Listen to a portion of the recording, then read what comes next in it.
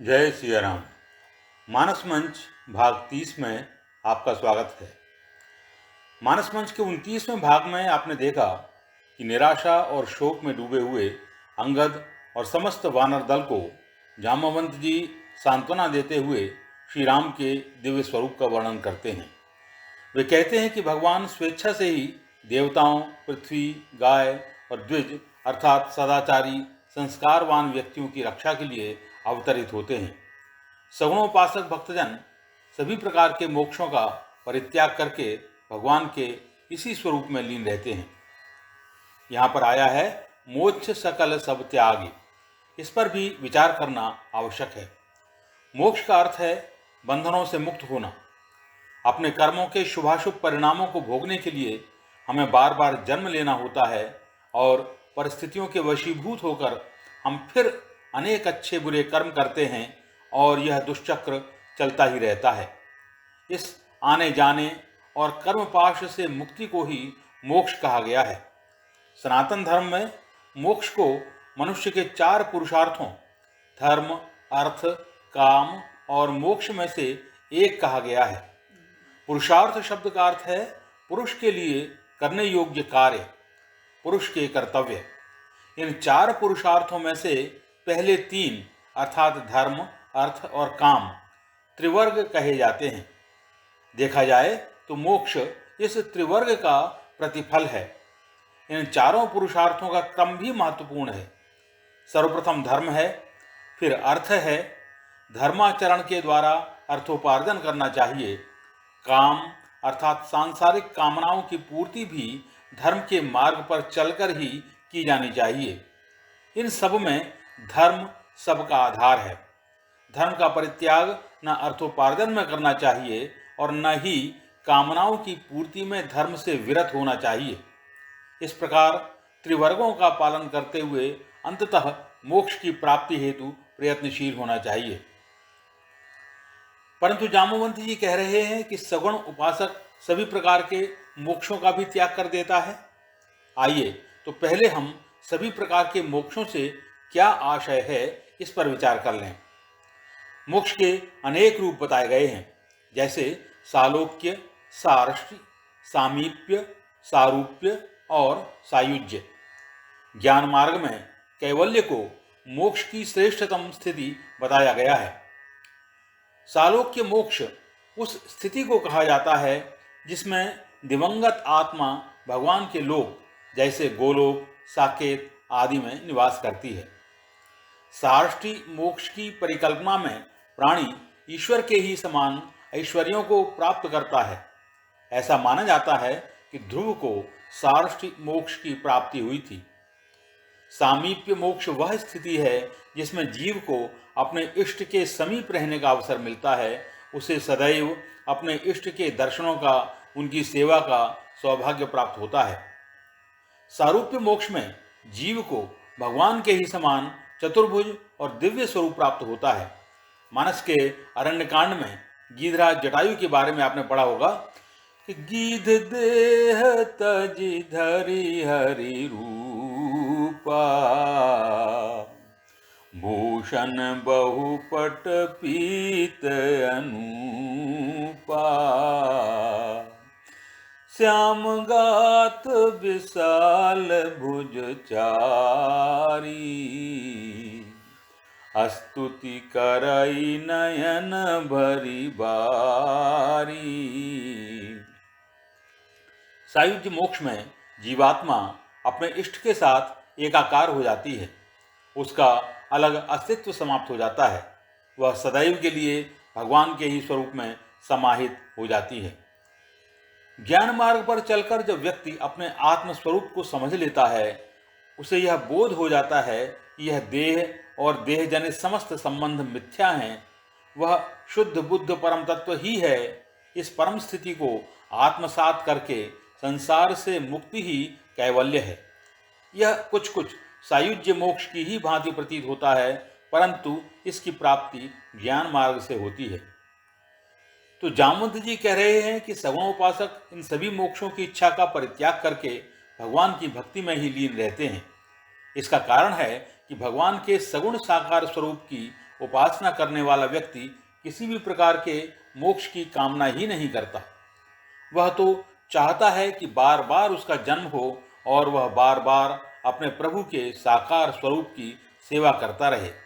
आपको भरत जी का कथन याद होगा जब वे माता गंगा से कहते हैं कि अर्थ न धर्म न काम रुचि, गति न चाहो निर्वाण, जन्म जन्म रति राम पद, यह वरदान न आन।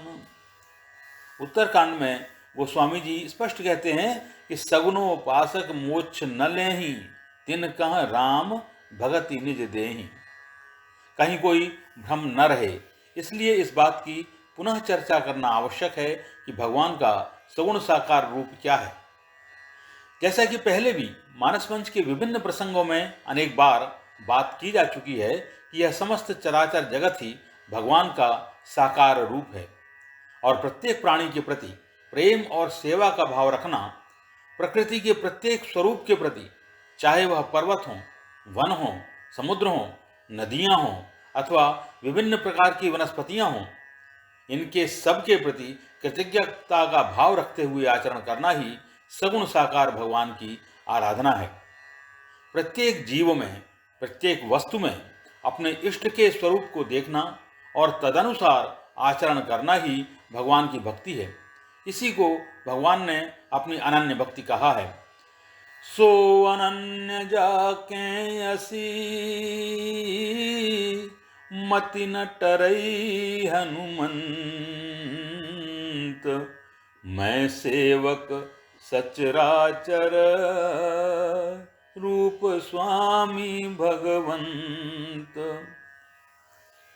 तो जो साधक मोक्ष का भी लालच छोड़कर केवल भगवान के इस उदात्त और व्यापक स्वरूप की सेवा में ही लीन रहना चाहता है, वही अनन्य भक्त है। दूसरे शब्दों में कहा जाए तो उसके लिए जो भी है वह सब श्री राम का ही स्वरूप है। वह बार बार जन्म लेकर भगवान के इसी रूप की सेवा में लीन रहना चाहता है। जामवंत जी इस प्रकार की ज्ञान चर्चा कर रहे थे और निराश वानरों में आशा और उत्साह का संचार कर ही रहे थे कि उनकी आवाज को समीप ही पर्वत की गुफा में बैठे हुए संपाति नामक एक गीध ने सुना। संपाति के पंख नहीं थे, वह उड़ नहीं सकता था। इस कारण उसे सदैव ही भोजन की समस्या का सामना करना पड़ता था। जैसे ही वह गुफा से बाहर आया और उसने इतने सारे वानरों को देखा तो वह बहुत खुश हुआ। एहि विधि कथा कही बहु भांति, गिरिकंदरा सुनी संपाति, बाहिर होई देखी बहु कीसा, मोहि आहार दीन जगदीसा, आज सबहि कहूँ भक्षण करऊँ, दिन बहु गए आहार बिन मरऊँ, कबहु न मिली भरी उदर आहारा, आज दीन विधि कहीं बारा। अर्थात जामवंत ने ऐसे ही अनेक प्रकार से कथा सुनाई और पर्वत की गुफा में बैठे संपाति ने भी उसे सुना। आवाज सुनकर वह बाहर आया और आकर उसने बहुत सारे वानरों को वहां बैठे हुए देखा। यह देखकर वह बहुत प्रसन्न हुआ। उसने कहा कि आज तो भगवान ने मुझे भरपूर भोजन दे दिया है। आज मैं इन सभी वानरों को खा जाऊंगा। बहुत दिन से मुझे भोजन नहीं मिल पा रहा था और मैं भूख से मरा जा रहा था। भरपेट भोजन तो मुझे कभी मिला ही नहीं, परंतु आज तो लगता है कि भगवान ने एक बार ही में सारी कसर निकाल दी, एक साथ ही इतना सारा भोजन दे दिया। विशालकाय गीध को देखकर और उसकी ऐसी बातें सुनकर सब वानर भयभीत हो गए।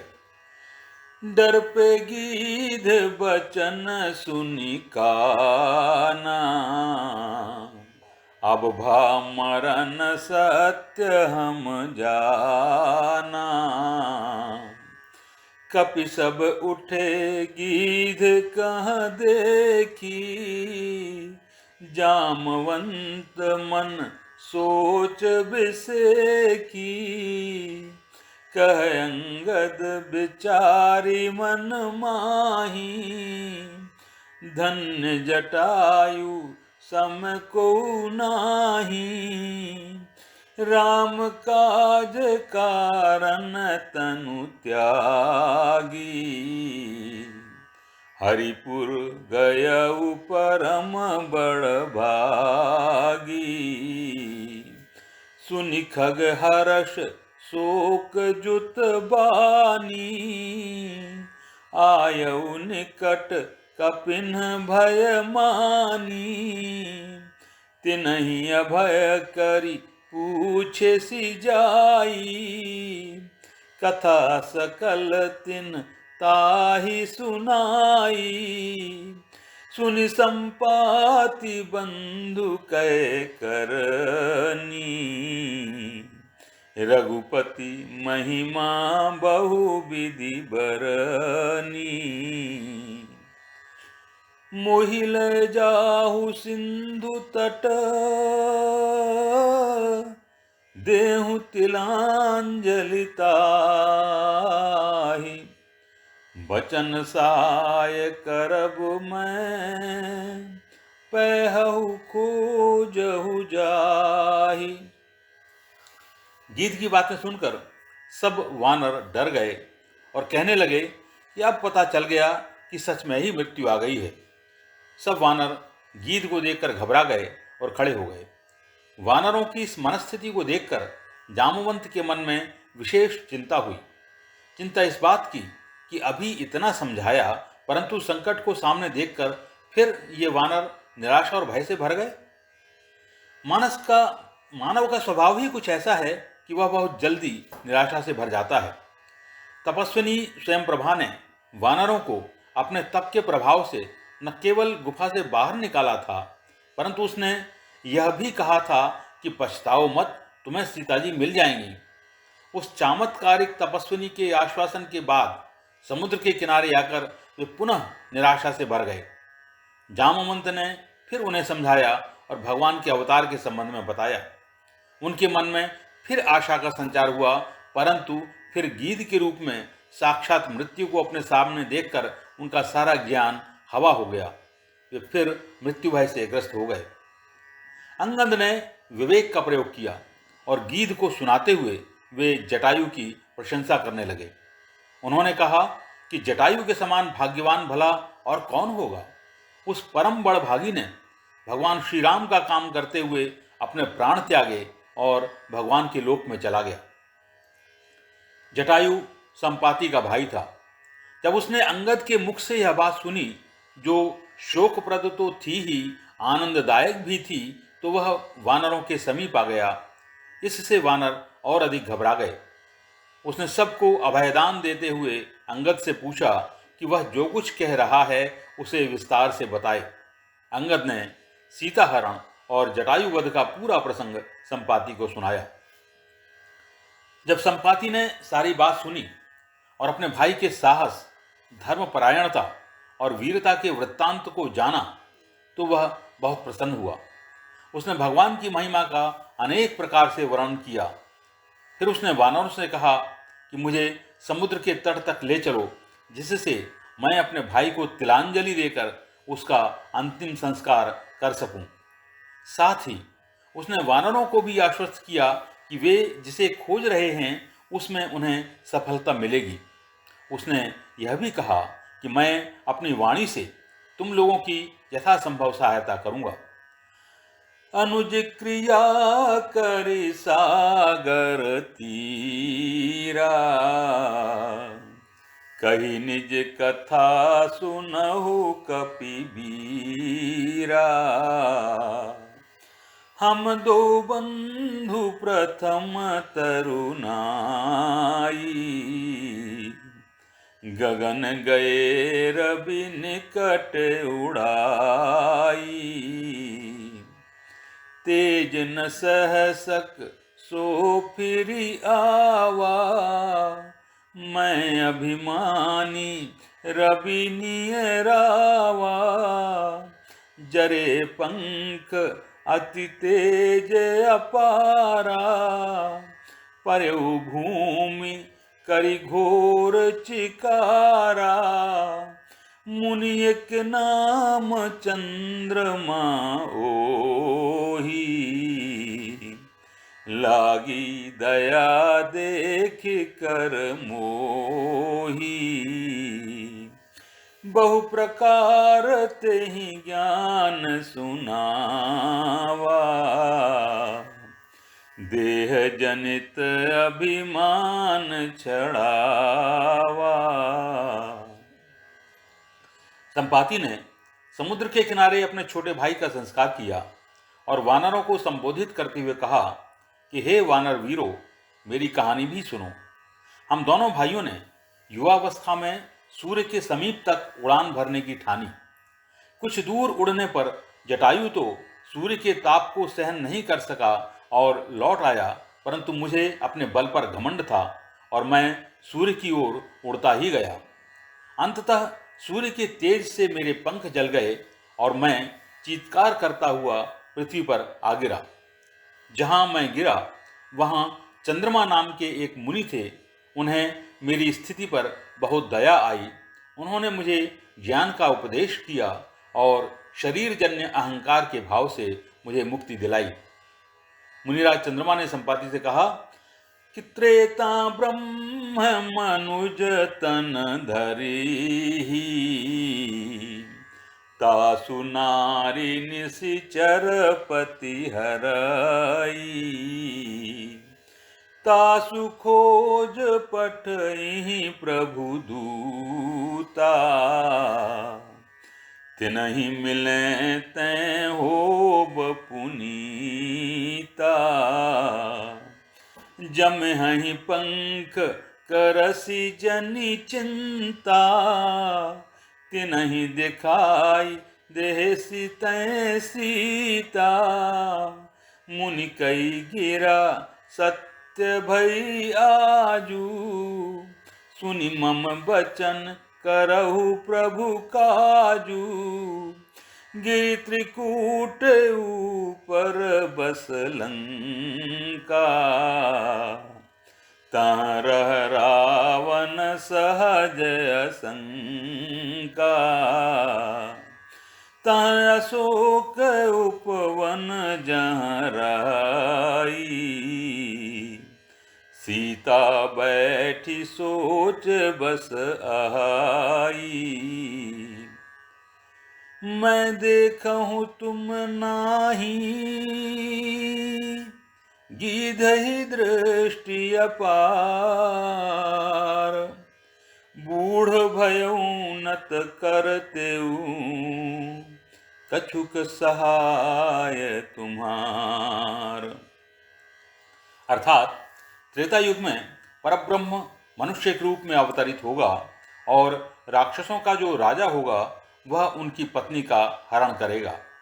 अपनी पत्नी की खोज के लिए भगवान अपने दूत भेजेंगे, जिनसे मिलकर तुम पुनः पवित्र अर्थात अपने मूल स्वरूप को प्राप्त हो जाओगे। तुम चिंता मत करो, तुम्हारे पंख पुनः आ जाएंगे, तुम बस उनको सीता जी के बारे में बता देना।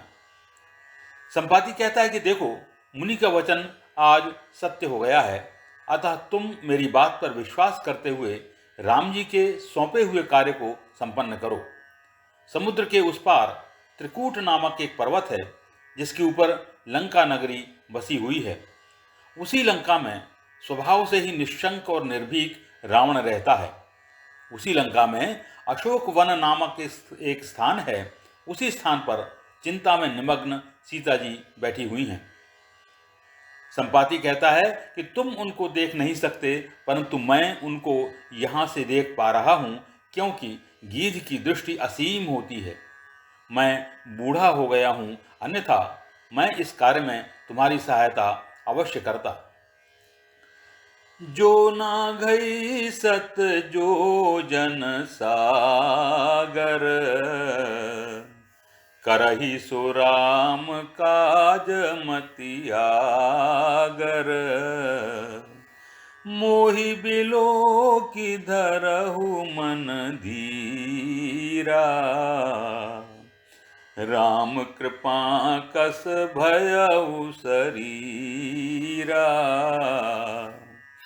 पापिहु जाकर नाम सुमिरहि, अति अपार भवसागर तरहि, तासु दूत तुम तजि कदराई, राम हृदय धरि करहु उपाई, अस कही बचन गीध जब गयऊ, तिनके मन अति विस्मय भयऊ,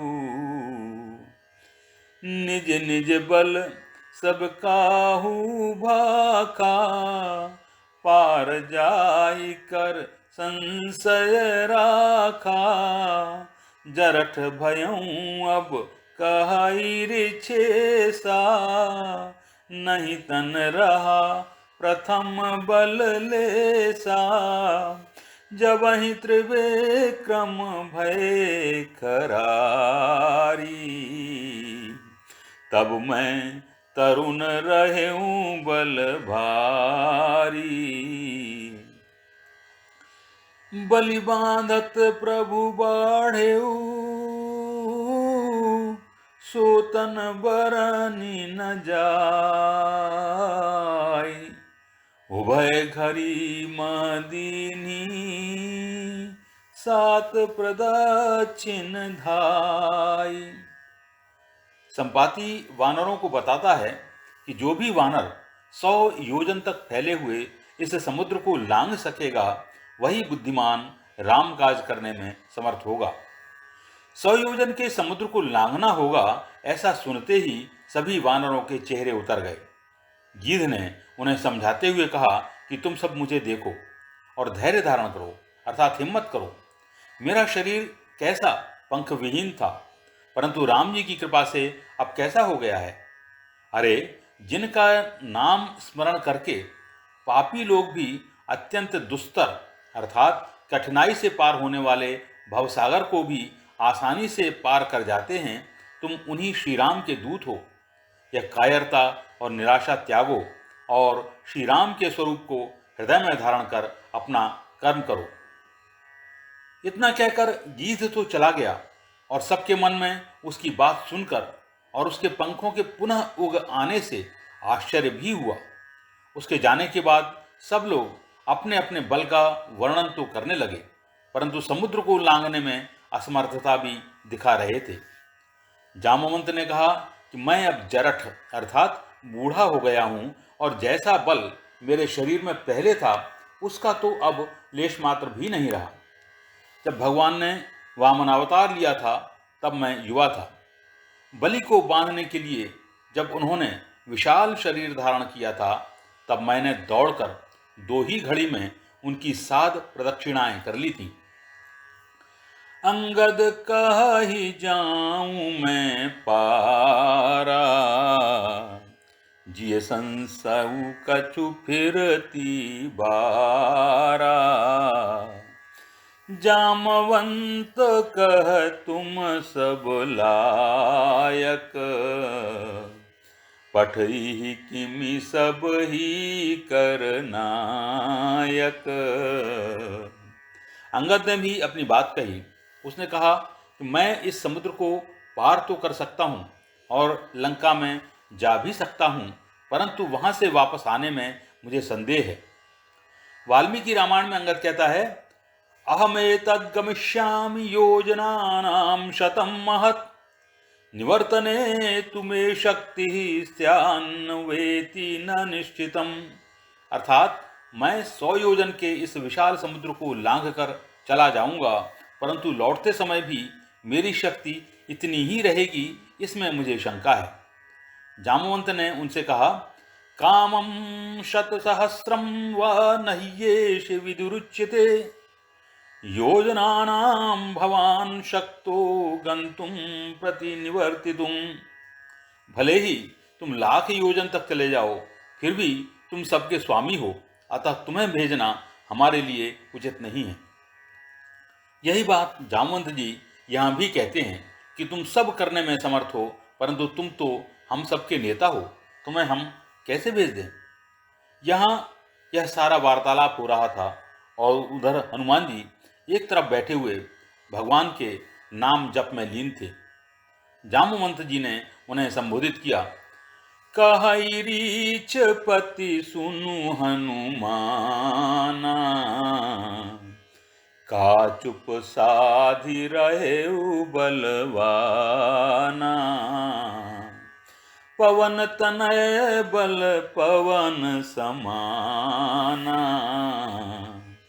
बुद्धि विवेक विज्ञान निधाना। कवन सुकाज कठिन जग माही, जो नहीं होई तात तुम पाही।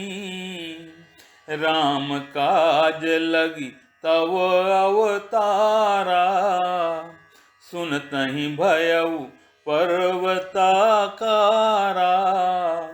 कनक बदन तन तेज बिराजा, मानहु अपर गिरिन कर राजा। सिंहनाद करि बारहि बारा, लीलहि नाघहु जल निधि खारा। सहित समाज रावनहि मारी, आनहु इहाँ त्रिकूट उपारी।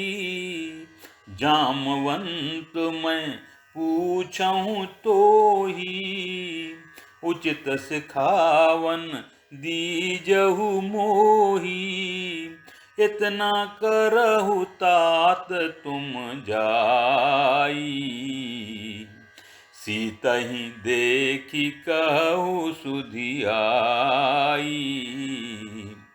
तब निज भुज बल राजीव नयना, कौतुक लागी संग कपि सेना। जामवंत ने कहा कि हे वीरवर, तुम इस समय भला चुप क्यों बैठे हो। तुम वायुपुत्र हो और तुम्हारा बल भी वायु की ही भांति असीम है। इतना ही नहीं, बुद्धि, विवेक और ज्ञान के गूढ़ रहस्यों के भी तुम ज्ञाता हो। हे हनुमान, तुम्हारा तो अवतार ही श्री राम के कार्य के लिए हुआ है। इतना सुनते ही हनुमान जी की सुषुप्त शक्ति जागृत हो उठी। उनका शरीर पर्वत के समान विशाल हो गया। उनकी स्वर्णाभ देह में अद्भुत तेज दमक रहा था। उनके इस विशाल और तेज युक्त शरीर को देखकर लग रहा था कि जैसे आसपास के सभी पर्वतों का राजा वहां प्रकट हो गया हो। उन्होंने बार बार सिंहनाद करते हुए कहा कि मैं खेल ही खेल में इस खारे समुद्र को लांघ जाऊंगा। मैं वहां जाकर रावण को उसके सहयोगियों के साथ मारकर उस त्रिकूट पर्वत को ही उखाड़कर यहाँ ले आऊंगा जिस पर लंका बसी हुई है। हनुमान जी शक्ति के साथ विवेक और बुद्धि के भी भंडार हैं। ज्ञानी नाम अग्रगण्यम। जब आवेश में हो तो किसी अनुभवी व्यक्ति की सलाह लेना आवश्यक होता है। हनुमान जी ने जामवंत जी से कहा कि हे जामवंत, मैं यह सब कर सकता हूँ, परंतु तुम मुझे बताओ कि मुझे क्या करना चाहिए। तुम मुझे उचित सलाह दो। जामवंत ने कहा कि हे तात, तुम केवल इतना ही करो कि वहां जाकर सीता जी के दर्शन करके उनके बारे में सारी जानकारी यहाँ आकर भगवान को दे दो। तब कमल नयन श्री राम अपनी भुजाओं की शक्ति से रावण को जीतेंगे। हालांकि दिखावे के लिए वे वानरों की सेना को भी अपने साथ लेकर चलेंगे। कपिसेन संग संहारी निश्चर राम सीतहि आनी है।